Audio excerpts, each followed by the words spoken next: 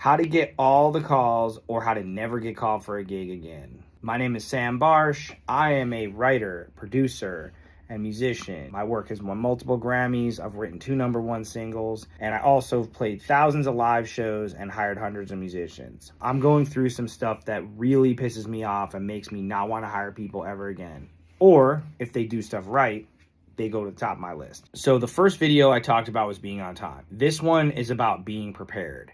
It's not just about the obvious that you have to be prepared because you're doing a job, you're playing people's music. There's a big psychological element to getting called for gigs by people. We are working for fellow artists. Artists are sensitive. We are putting ourselves out there. If you are a band leader playing your own music, it's even more sensitive. So number one, showing up to rehearsal unprepared, they know you didn't check out the music. If the person has sent you charts or sheet music and you didn't print them out or didn't put them on an iPad and you're just like, hey, can you have charts there? They know you haven't read the charts. Even if you maybe looked at them on your laptop, you are just going to be coming to the rehearsal to learn the music. Now, some people are good enough that they can do that, or if the gig comes around and it's fine, whatever. But I will tell you that if you show up to rehearsal knowing the music, you're in, even before the gig starts, because they know that you take it seriously. It shows them that you showed respect. It shows the quality of your professionalism. I've had gigs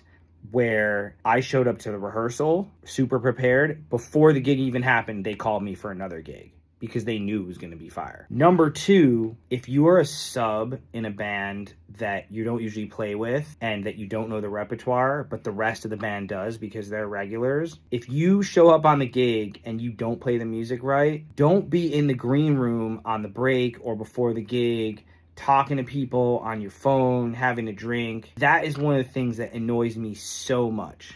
And I've caught myself doing that too. And I'm like, hey, I'm messing around on my phone. I really should be looking over this music for this gig I've never played before. And I'll catch myself and I'll do it. Don't think people aren't looking. Don't think a band leader didn't notice that you weren't listening to the music before the set that you fucked up, because they are. And if they weren't, other people in the band were like, yo, this dude had the music for a week. We were all hanging out. We could have talked about it. They were just doing whatever. I'm sorry to curse here, but this is how strongly I feel about that. If that's you, you are not getting called by me again. Just straight up. Square business, baby. So again, listen to me or not, but I know I'm right, and I give people a lot of work. So